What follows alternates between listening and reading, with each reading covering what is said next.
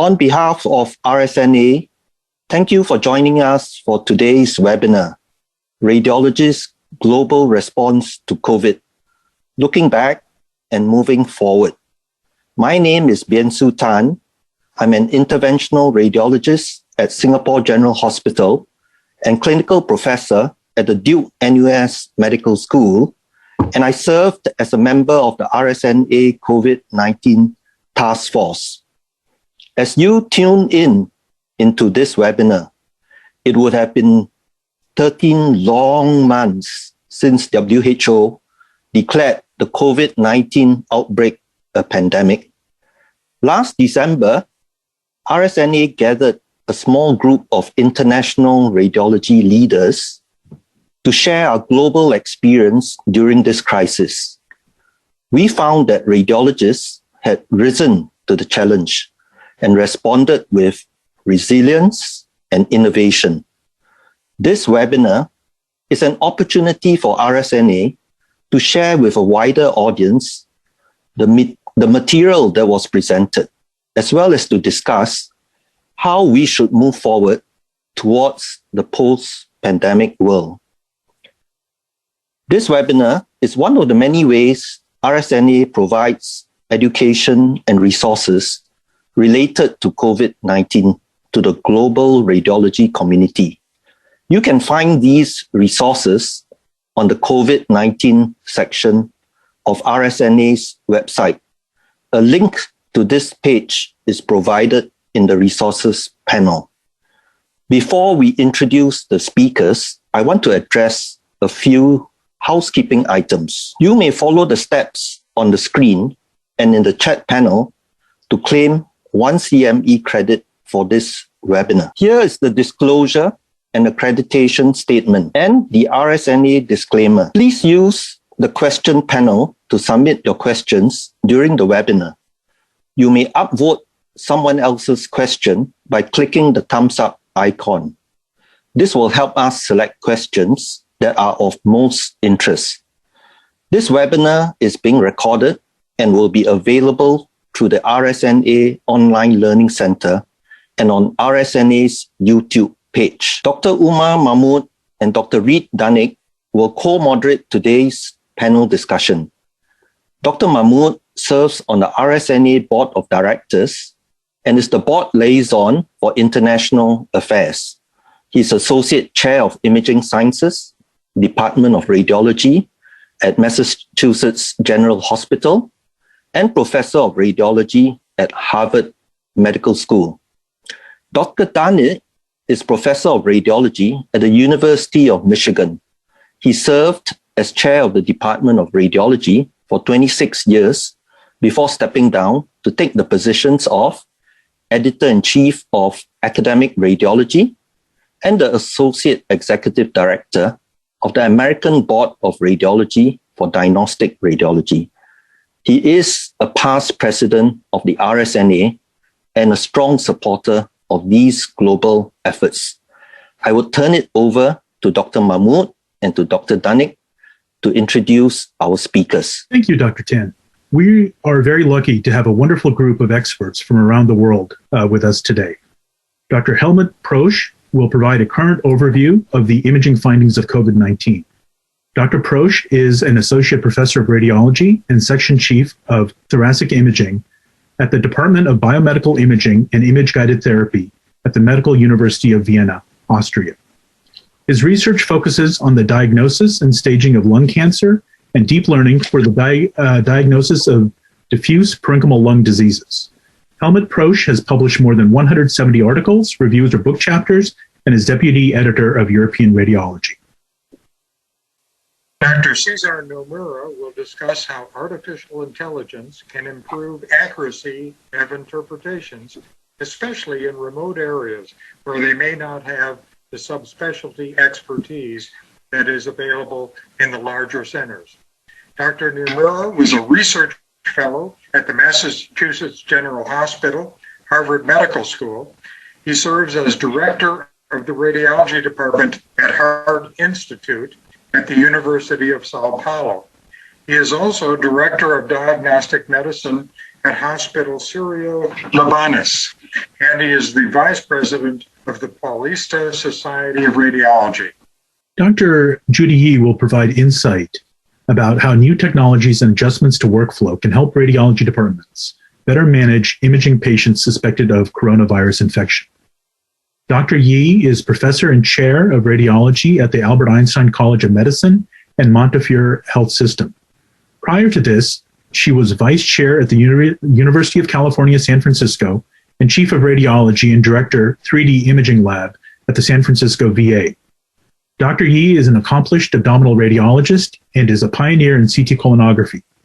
She is past president of the Society of Abdominal Radiology, chair of the American College of Radiology Colon Cancer Committee, founding member of the Colon Cancer Foundation, and a member of the Global Radiology Leaders Board for Health for the World. Dr. Richard Pitcher will review the challenges that COVID-19 brings to radiology in low and middle resourced countries and the solutions that have been implemented. Dr. Pitcher is the executive head of the Department of Medical Imaging and Clinical Oncology in the Faculty of Medicine and Health Sciences at Stellenbosch University, who is serving his third term as president of the College of Radiologists of the College of Medicine of South Africa. He is a rated researcher with the South African National Research Foundation with a special interest in imaging services in resource-constrained environments. And following the lectures from these speakers, Dr. Christian Herold will join the group for a live panel discussion. Dr. Herold is professor and chair of the Department of Biomedical Imaging and Image-Guided Therapy, the Medical University of Vienna, and deputy medical director of the Vienna General Hospital, Vienna, Austria. He has published more than 200 papers in MR, chest and oncologic imaging, and artificial intelligence, and has presented more than 400 invited lectures. He has received numerous awards, holds honorary memberships in several societies, including the RSNA, and has served as president of many scientific societies. He is a member of the National Academy of Medicine in the United States, the European Academy of Sciences and Arts, and Academia Europa. We will now share the lectures from Dr. Prosch, Nomura, Yee, and Pitcher. Hello, my name is Helmut Prosch. I am a thoracic radiologist from the Medical University of Vienna in Austria. I was asked to briefly review the imaging findings in COVID-19 from the head to the toe, which is quite an ambitious endeavor in 7 minutes. So without any further ado, let's dive into it. COVID-19 is caused by an infection with the SARS coronavirus 2, or in brief, SARS-CoV-2, which targets cells expressing the ACE2 receptor on their surface. In lung tissue, this receptor is primarily expressed on type 2 pneumocytes and endothelial cells. Upon entering the host cells, these viruses replicate, which induces an immune response that leads to a disruption of the alveolar capillary membrane and resulting in an influx of cells into the interstitium and the alveolar spaces, edema, and ultimately to the formation of so-called hyaline membranes. On the scale which is of interest to us radiologists, this inflammation and edema leads to displacement of air from the alveolar spaces. And a partial displacement of air from the alveolar spaces leads to ground glass opacities on CT, which is the first manifestation in COVID-19. This is usually seen in a bilateral, basal, and peripheral predominance. In some patients, we also see a combination of ground glass and superimposed reticular abnormalities, which is called crazy paving. As more and more air is displaced from the alveolar spaces by this inflammatory process and edema, the lung parenchyma becomes denser, and thus we see consolidations on CT. A particular finding in COVID-19 is an enlargement of the pulmonary vessels, which is presumably caused by either a cytokine-induced vasodilatation or thrombosis of small vessels. The variety of CT manifestations can, in part at least, be explained by individual response patterns and, in part, by the temporal course of the disease. While in the first few days of the disease, CT scans are either normal or show only limited ground glass opacities, CT scans performed 5 to 8 days after the onset of symptoms show more extensive ground glass opacities and crazy paving pattern. At the peak of the disease, 9 to 13 days after disease onset, we observe a combination of ground glass and consolidation. The peak stage is then followed by a late stage, which is characterized by a gradual decrease of the consolidations and ground glass. This regression of lung abnormalities, however, can be very slow, as shown here in this example of a 53-year-old male patient who showed this very slow regression of findings with residual changes even 24 weeks after the infection. It is still too early to draw any conclusions on the long-term consequences of COVID-19 pneumonia. However, we know that it may take quite some time for the pulmonary abnormalities to regress, as shown here in this study, which showed a persistence of CT abnormalities 60 days after the infection in up to 77% of the individuals. 100 days after the infection, 63% of the individuals still showed abnormalities on the CT scan. There is presumably an inclusion bias in this study, so we do not know much about the magnitude of this problem. However, we know from the SARS outbreak that pulmonary abnormalities observed 1 year after the infection remained stable for many years. It may take also several years for the lung function test to recover, even in patients who had an early complete resolution of CT abnormalities. Besides the aforementioned alveolar cells, SARS-CoV-2 may also target endothelial cells, which may lead to a endothelial damage and endotheliitis, which then, in turn, may lead to an activation of the coagulation cascade and ultimately then to thrombus formation or thromboembolic events. This higher than expected incidence of pulmonary embolism was already reported in the first few weeks after the outbreak of the disease. But we learned also rather soon that these vascular occlusions can also be the consequence of a local thrombus formation. This is shown here in this case of a young female patient with a COVID-19 related ARDS. And the CT scan prior to this lung transplantation showed a hypoperfused right lung as compared to the left lung, with areas of low perfusion in the lung periphery, as indicated by the circles here. The explanted lung then showed areas of infarctions corresponding to the non-perfused areas seen on the CT, and histology then could confirm a thrombosis of the middle-sized arteries. Besides the lung, also vascular complications have been observed in the abdomen, as shown here in this example of a 50-year-old male patient with a rupture of a plaque in the celiac artery and infarction of the spleen. But these infarctions can be seen in almost any abdominal organ as well. Besides vascular complications, there are also reports on a number of non-vascular complications, as SARS-CoV-2 may also directly infect abdominal and retroperitoneal organs, including the kidneys, the liver, the pancreas, and also the intestine. Overall, up to 40% of patients present with abdominal symptoms. Also, the heart can be involved by COVID-19, and acute myocardial infarctions, acute myocardial damage with an elevation of troponin level has been observed in up to 17% of hospitalized patients and up to 31% of patients on the intensive care unit. This myocardial damage can be the consequence of an acute coronary syndrome, demand ischemia, and more.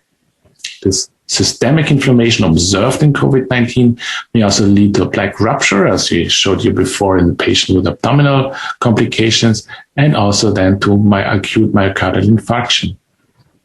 Also, acute myocarditis has been reported in up to 7% of COVID-19 associated cases. And last but not least, acute heart failure has been reported to be one of the presenting symptoms in up to 23% of cases and is associated with a higher risk of mortality. Last but not least, an involvement of the CNS has also been reported since the beginning of the pandemic, as anosmia was one of the first reported symptoms of COVID-19. Current studies show that up to 1/3 of patients sent for neuroimaging showed abnormalities. Again, the most common complications are vascular complications such as acute stroke or a venous sinus thrombosis. But besides that, white matter abnormalities have also been reported in the literature. This brings me to my summary slide. COVID-19 pneumonia presents with characteristic findings on CT. These CT findings frequently follow a characteristic course, and the risk of post-COVID-19 lung fibrosis is still unknown. COVID-19 may involve almost any organ system, and these disease manifestations may be due to direct viral tissue damage, its immune response, or thromboembolic events. Thank you very much. Hello, everyone. It's a great pleasure being here. Thanks a lot, RSNA, for the kindly invitation. It's an honor for me being here. Today we'll talk about AI solutions to automate chest CT analysis. I have to tell you that today I will not discuss different different softwares, performance of different AI algorithms. I'm going to show our experience with AI platform, AI algorithms here in Brazil. So the name of our project in our solution was COVID-19. I'm going to show the workflow, how it works. It was a totally free platform for everyone to use. And the idea is from a local hospital with DICO images from the CAT scan from the local PACS, sending to our data lake. We analyze in 2 different artificial intelligence algorithms. And from those different AI algorithms, we send back a report with the probability of COVID-19 and the percentage of lung involvement. And all of this process could be run in about 10 to 15 minutes. And once again, was totally free for everyone. An example of the software, one of the softwares where we could see the percentage of lung quantification and also the probability. In this case, it's around 50% lung involvement and low probability of being COVID-19. And both software could analyze all those features and also the number of lobes and number of lobes with ground glass opacity. In the beginning, we used to have radiologists helping 24/7 in case of any doubts from the remote hospital. But after a month, we saw that was not necessary. I have to tell you that the algorithm is not perfect, really is not perfect, but they learn it as a machine learning, so they learn it more and more. Like in this case that this ground glass opacity was not included in the quantification, but the possibility of being COVID was significantly high. So we start this platform in May, and all of these features, everything we started in just 1 month. So after we decided with this project, in 1 month we started this project, and we analyzed 27,000 chest CT with 2 AI algorithms with 50 hospitals connected, and once again totally free and nationwide. And all different regions from Brazil were included, but I have to tell you that 50% was in the southeast of Brazil, where São Paulo state is localized. Our preliminary data shows something very interesting. From this initial data, what we saw is when the patients with more than 50% lung involvement, the mortality was significantly high as compared to less than 50% lung involvement. The mortality when there is greater than 50% was 36, as compared to 16% when the lung involvement was less than 50. And so this shows up the importance of correctly lung involvement quantification. And we know the variability between radiologists in quantification is significantly high.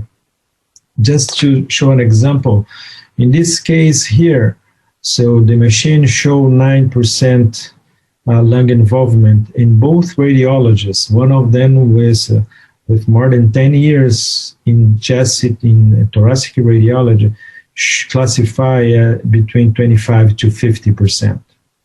Here's another case where the machine showed 36% lung involvement, and one radiologist classify between 25 to 50, another one to 50 to 75. So we know that the quantification could be run by AI algorithm. And as lessons learned using these algorithms and our experience with this platform is that AI algorithm may increase accuracy in quantification. AI algorithm is to support the radiologist and not to replace. With technology, innovation, and collaboration, it is possible to shorten distance, democratize knowledge, and reduce healthcare costs. And finally, when academic community, private sector, and government work really as a partner, it is possible to do much more with much less. So the acknowledgement here, I would like to say thank you to all those companies, hospitals, university that work together, and also for the government. With that, I would like to say thank you again to RSNA for the opportunity to be here and for all those companies that we work together. And more of this history is in the publication that just came up in April at Radiology. Thank you.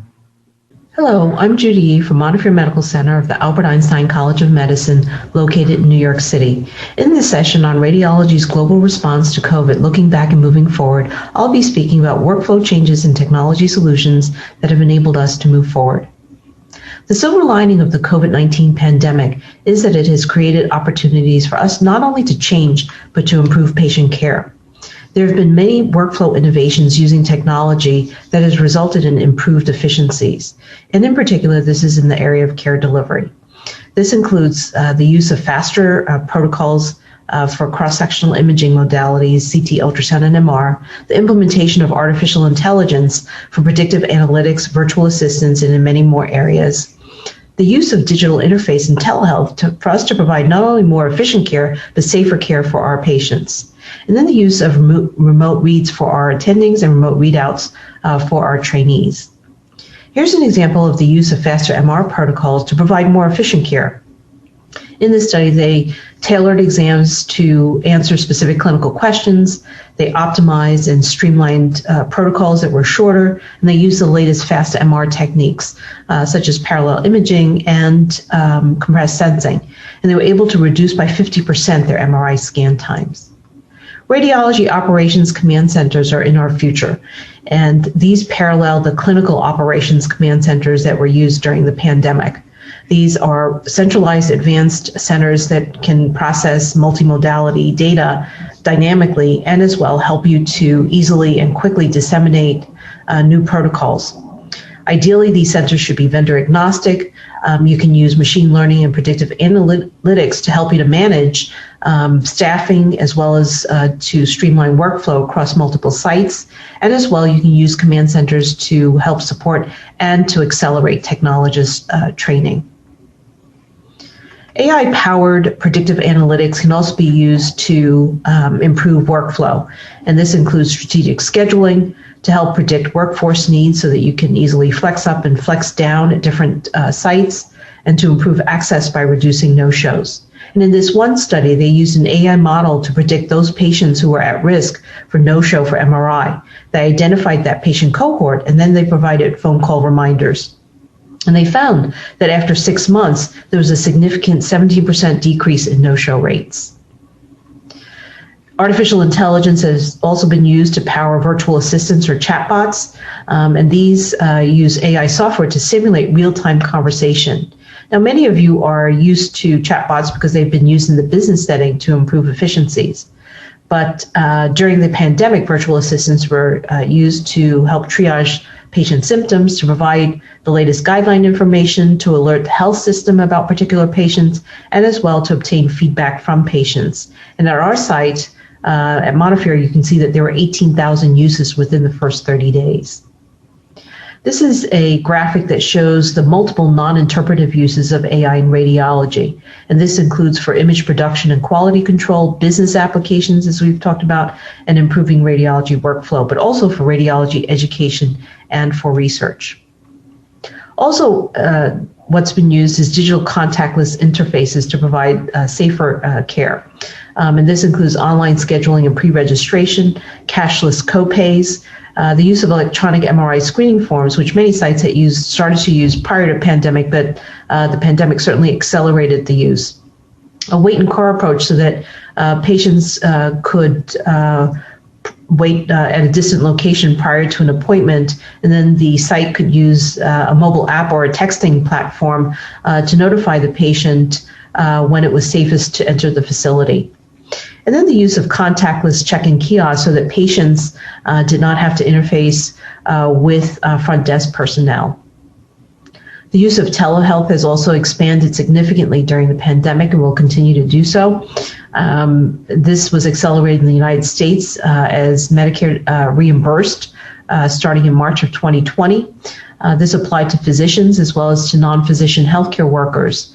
And HIPAA requirements were relaxed during COVID so that you could even use FaceTime, for example, for telehealth visits. How does this apply to radiology? Well, you can use telehealth for interventional radiology and neurointerventional radiology, virtual clinics visits, and we've also used it for lung cancer screening.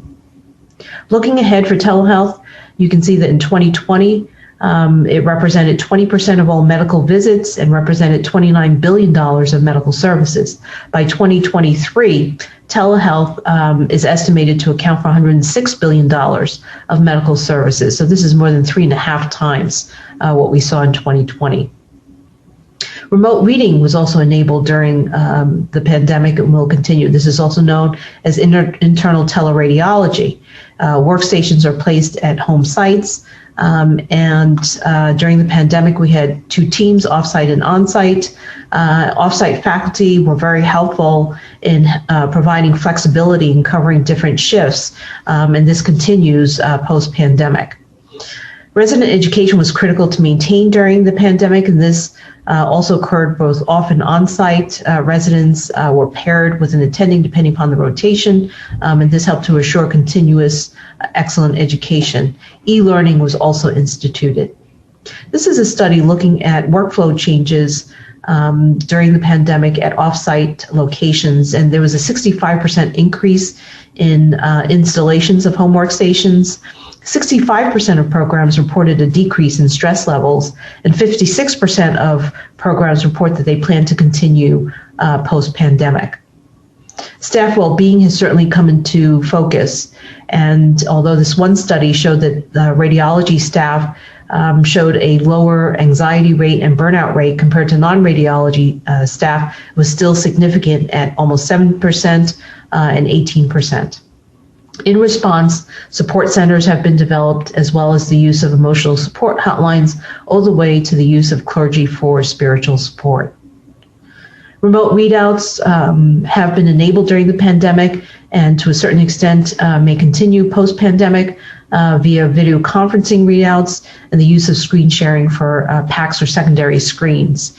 And you can see that there are 2 different types of readouts, synchronous and asynchronous, that attending can have with various level residents and fellows, and both have been used successfully. So in conclusion, my key points are that the pandemic has accelerated technology and innovation. Our responsibility is to facilitate high impact changes. We have to not only use but embrace technology for more efficient workflows. This will allow us to have safer and higher quality care, and at the same time, we can enhance both patient and workforce experience and satisfaction. Thank you for your attention. Good day. It's a great pleasure for me to discuss the challenges that COVID brings to radiology in low and middle resourced countries. I'm going to bring a perspective from Africa, a continent with a population of 1.36 billion people, comprising 54 countries, that had its first COVID-19 diagnosis in February 2020. And by March 2021, had recorded 4 million infections and 106,000 deaths, with 14.6 million vaccinations delivered by March 2021. The main challenges to the continent were firstly information overload. As the pandemic swept from Asia to Europe, a major challenge in Africa was keeping abreast of the large volume of literature and extracting appropriate and accurate information for a resource-constrained environment. The first question was the role of CT. At the start of the pandemic, the literature was dominated by CT chest findings in COVID pneumonia, with CT reported as the imaging examination of choice, with a substantially greater sensitivity and specificity than the chest X-ray. And it was suggested that chest CT should serve as a substitute for nasal swab PCR in COVID-19 screening. These reports originated in settings with 6 to 11 CT scanners per million people, whereas countries in sub-Saharan Africa have 0.08 to 1.7 CTs per million people in the public healthcare sector. So the greatest initial challenge of the pandemic was managing the expectation that CT was the key to early diagnosis and management of COVID-19. The situation was addressed by the Radiological Society of South Africa, endorsing the American College of Radiology recommendations for CT and chest X-ray usage for suspected COVID-19 infection. These recommendations actually cautioned against CT for screening or as a first-line in diagnostic test, and advocated sparing use in hospitalized patients with specific clinical indications. The third challenge was the limited chest X-ray data available at the start of the pandemic. The literature was dominated by the CT findings, but there was only very limited information on the chest X-ray features of pneumonia in both adults and children. The fourth challenge was the impact of HIV and pulmonary tuberculosis. The impact of these conditions on the clinical course and radiological features of COVID-19 pneumonia were not known.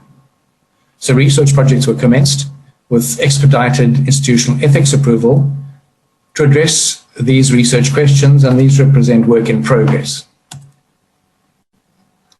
To date, we've been shown that patients with HIV infection represent 21% of all COVID-19 admissions in our institution, and the presentation and outcome of patients with HIV has not thus far differed significantly from those without infection. A fifth major concern was the question of adequate personal protective equipment. Certain departments were proactive in this regard and funded the manufacture of reusable gowns and purchasing of a washing machine and tumble dryer for daily laundry of PPE within their environments. Staff were also rostered for daily laundry duties, and this model proved sustainable and served staff well over the first 6 months of the pandemic, with a divisional infection rate of approximately 5%. In terms of the long-term impact of the lockdown on HIV and TB, during the initial 6-month South African lockdown, elective outpatient services reduced by 70%, with a 40% overall decrease in imaging workload. This aggravated already protracted waiting periods for both MR and CT. And post-lockdown, the imaging backlog was addressed by prioritizing the most pressing cases. The MRI was run for 24 hours wherever possible. Modeling data suggests that service interruption with decreased diagnosis and treatment could trigger more than 6 million TB deaths in high prevalence countries in the next 5 years. Similarly, a 6-month disruption in antiretroviral therapy for HIV could result in up to 500,000 additional deaths, double mother-to-child transmission in sub-Saharan Africa over 1 year, and increase mortality by up to 40% over 5 years. So as we look to the future, COVID has reinforced the global reality that healthcare demands are rising, and that regardless of the approach to financing and delivering healthcare, no country can meet all the healthcare demands of its population. There's clear evidence that the first COVID waves increased the demand-supply gap in healthcare, particularly in resource-constrained settings, and the challenge is finding novel ways to narrow the gap now during future waves and beyond. Our challenge will be to maintain COVID services and a modified lockdown regime in parallel with non-COVID services in any future wave. I thank you for the privilege of presenting to this forum. Thank you. Thank you to our speakers for those incredibly insightful lectures. Now we'd like to offer you the opportunity to ask questions of our panel. Please enter your questions in the questions panel on the left, or upvote the questions that you'd like the speakers to address. And I see we have a couple of questions. Please keep the questions coming. I'd like to ask a question for Dr. Prosch and Herold. If a patient in your hospital presents with symptoms of COVID-19 pneumonia, what do you recommend for the imaging pathway for the patient? And what do you do for follow-up at your practice? Yeah, thank you very much for this question. So what we still do nowadays is we look at the clinical symptoms. Nowadays, the RT-PCR is not a problem anymore, so all patients get their RT-PCR tests. So if positive and patients have only mild symptoms, they only get imaging if they have any signs for risks for progression, meaning also some underlying diseases, or if there's any concern from a clinical point of view. Other patients with mild symptoms do not get imaging. In patients with moderate to severe patients with a positive RT-PCR, we perform imaging, as well as in patients without a positive RT-PCR, because patients without RT-PCR have other symptoms, have other diseases, and which also require investigations.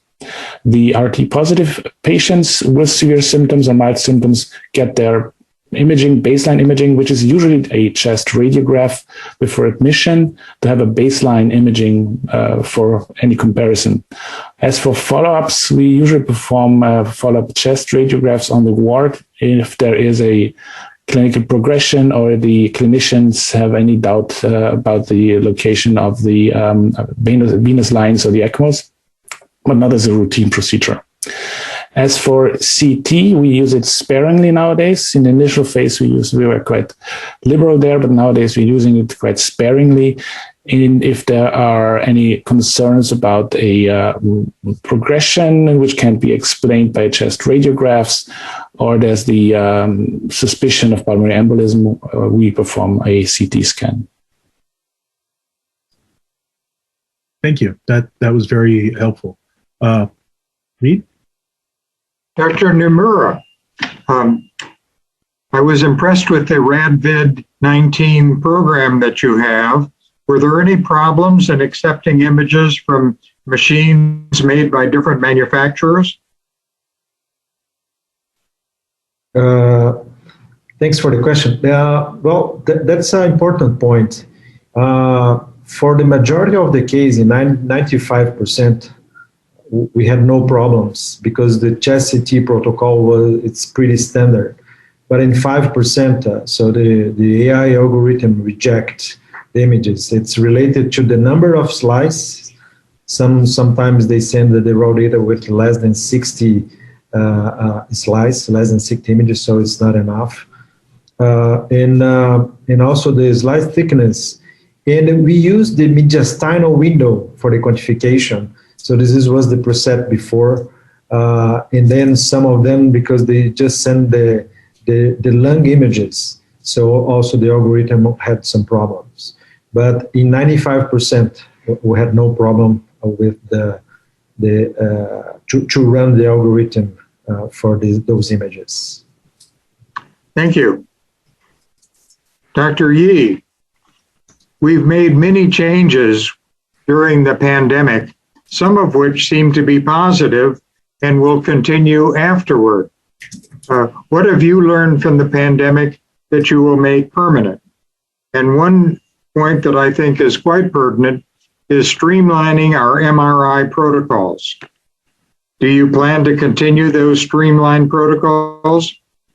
Yeah, no, absolutely. That's a good question. And, we've learned a lot. I think that efficiency and patient safety were first and foremost during the pandemic. And so as we have shortened MR protocols, it's really hard to go back.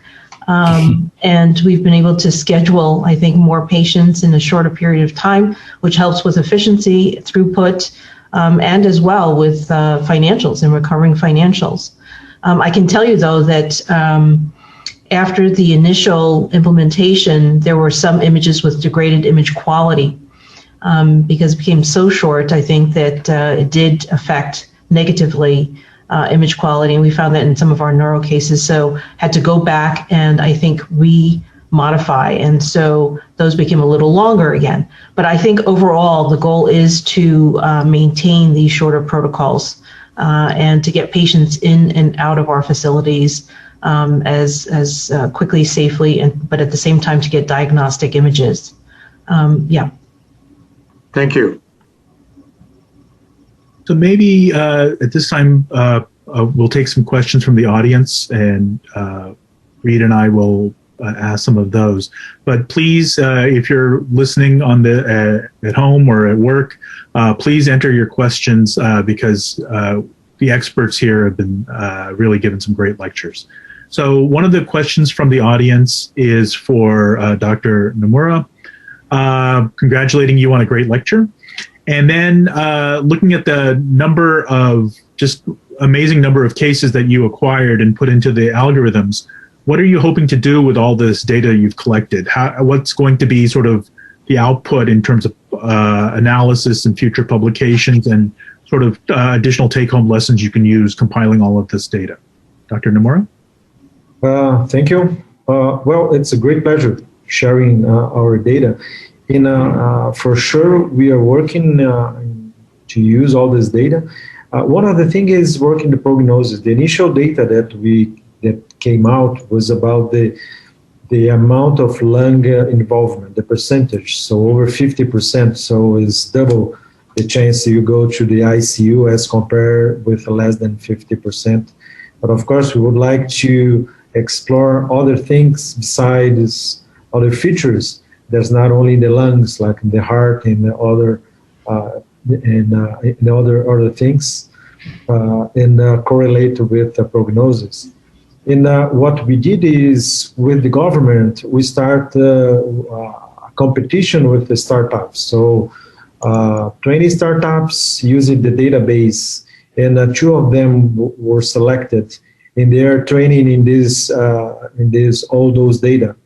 And so the next step is correlate the sensitivity and specificity and accuracy of those new algorithms from startup as compared to those big companies that we use. So we didn't develop the software, but we are comparing, and that was another very interesting thing, working with the startups and new features. And what we should come is the accuracy. But I have to tell you that when is in the extremely, what is close to 100% or close to 0%, so the agreement between all of them are very good.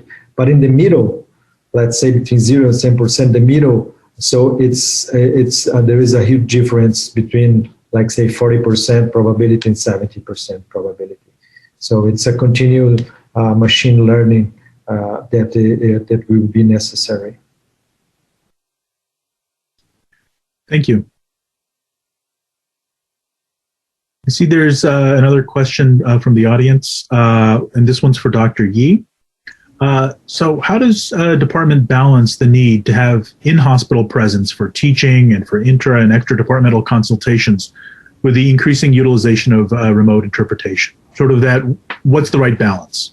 Yeah, so that's a great question that all of us are struggling with, right? And I think it has to be a careful but dynamic balance where we titrate, up and down as needed. I can tell you that At the start of the pandemic, more physicians were at home. That included our attendings as well as our trainees. Since then, we've brought pretty much everybody back, and the vaccine has also changed, I think, the perspective as well. With pretty much everyone, all the physicians being vaccinated in our department, I think they feel much more comfortable coming back to work and being on site. Remember that we're role models for our technologists and our clerical staff and our nurses, and they want to see, I think, the attendings on site. Now, given that, the one thing that I've learned, and I think many have learned, is that you need to be flexible. So when you have outbreaks, when you have clusters, of technologists or even physicians who are infected, they can read from home, I think. And having home workstations already has been a lifesaver when you have these intermittent periods of shortages. So it's a balancing act. I think our trainees definitely prefer to be on site for on-site teaching. So that's another reason to have the majority of radiologists back in-house. Thank you. That's very helpful. And Dr. Herold, from your perspective in Europe, how are you dealing with the balance of in-person or remote, or what's been the right answer for you at the University of Vienna? Excuse me, could you repeat the question itself? Sure. So the question is, what's the right balance between having people in-house, the radiologists and the trainees, versus being able to do things remotely? I mean, they both have advantages. From your perspective, what's been the balance that you've achieved in Austria, the University of Vienna? We have employed cohorts in a way that we send 50% of the staff to the home office where they read remotely. And we had the other half of staff and residents in the hospital. It actually worked very well because we established lines for teleradiology, which is not too common here in Europe, at least not in our hospital. So we had a very good balance between in-house staff and staff that read from home, covering 24/7. And if there is basically there was no major difference in terms of reading and quality of reading between the two forms of service. That raises an interesting question in terms of education.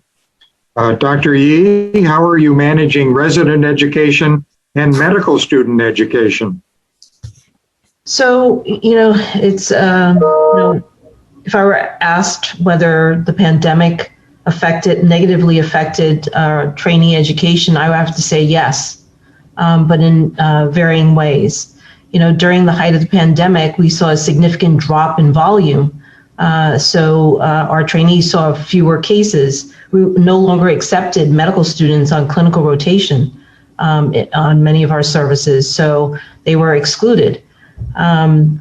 I think that in terms of doing procedures, also our residents, because there was a drop in volume, did not gain that experience. Ultrasounds dropped, so they weren't able to scan. So there was a lot of, I think, negative effect. We had some residents who were deployed, and I think that many institutions had that happen globally. And this increased, I think, their education, absolutely, in a negative way, and it increased their stress.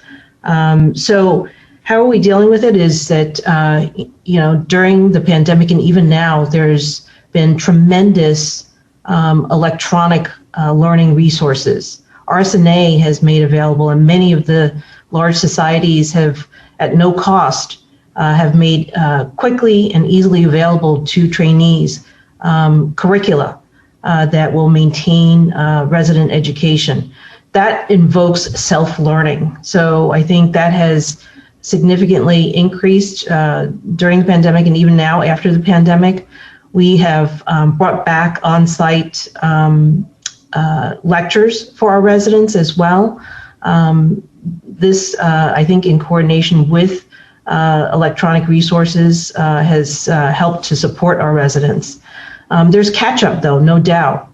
We are bringing medical students back on site soon, so I think that will help. for the medical students. But I think, having on-site attendings is really important to support our trainees. There's nothing like the dynamic interchange between a resident and the faculty for learning. And I think that that has a lot of value, and we're bringing that back. Thank you. So we have another question from the audience, and this one to maybe Dr. Prosch can answer. So if a patient there's a known COVID patient, what's the clinical criteria to get a chest CT scan from your perspective?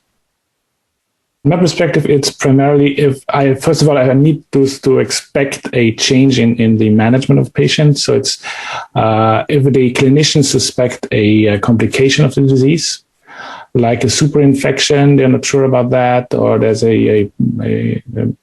something that they might be, which might change the management of the patient. In many cases, it's a suspicion of pulmonary embolism nowadays, but you have to be careful there because many patients with COVID-19 have an elevated D-dimer, and we should not perform D-dimer imaging. It should be based on the clinical symptoms. So if you have a patient with a COVID infection and a demand for oxygen, which can't be explained by the disease itself, it's higher than expected, or you see a sudden drop in the condition of the patient.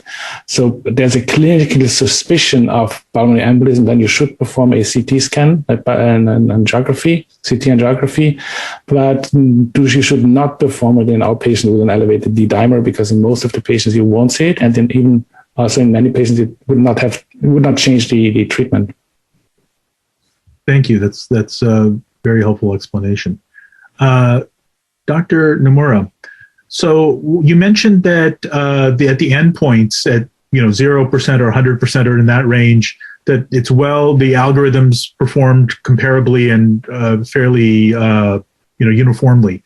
So what were the errors in AI quantification, and what were those due to, and how can we improve those going forward? That's a very good question, Umar. So from all those cases that we are analyzing, so AI solution was very good for the quantification of percentage of lung involvement. It is a good solution for us. So and the algorithm performed better than the radiologists, because it's eyeball, it's different as computer using. So, and I think that's for major use. For the diagnosis, so as I said, when it's over 70% or below 30, when that all radiologists would say correctly, so that's fine. But the middle, it's a lot of patients. And I don't think that the AI is so far, it's good enough to say if it's COVID or not COVID. And because we know, and from previous lecture, that it's just because now we're just talking about COVID-19, but we know that some of the ground glass opacity could be a lot of type of pulmonary disease. So, and we didn't compare this data with other virus, pneumonia, or other lung disease. So, another thing is it's a continual learning, but I think the solution is more to support the radiologists for quantification than to give the diagnosis.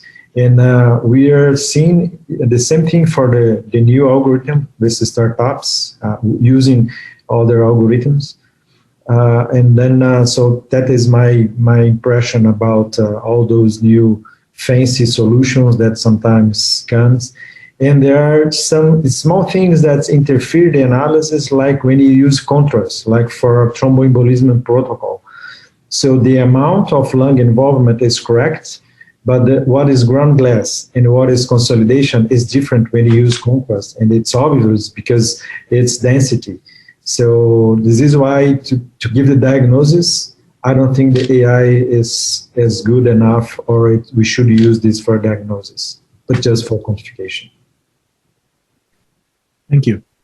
I don't know, Reed, if you have a question, or I can keep going. I do. Dr. Prosch or Herold, not all patients have complete resolution of the pulmonary infection. How well does imaging correlate with pulmonary function? Unfortunately, that's a question which can't be answered completely right now. But I'm telling from our experience here is we see patients with residual changes on the CT and with a diminished lung function test.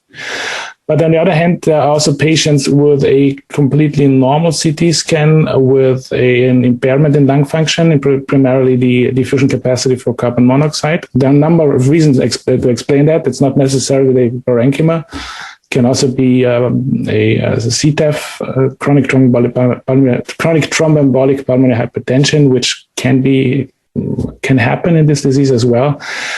And then there are other patients in whom we see changes in the lung parenchyma and no impairment in lung function. So there's no clear and evident correlation in many patients. Thank you.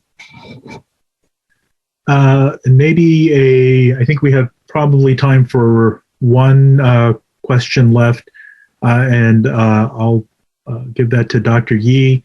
Dr. Yee, you talked about radiology command centers, and what do you think the balance is between having centralized command centers versus virtual? I guess, what's the advantage of having them in person or centralized or everyone or distributed? What are your thoughts on that? So the vision for these command centers is really to have it more centralized, and it is to develop what we call our super techs, our experts, our technical directors, and to have them physically located in this space, right? They are your experts who will then connect with technologists from all sites, could be from many miles away, right?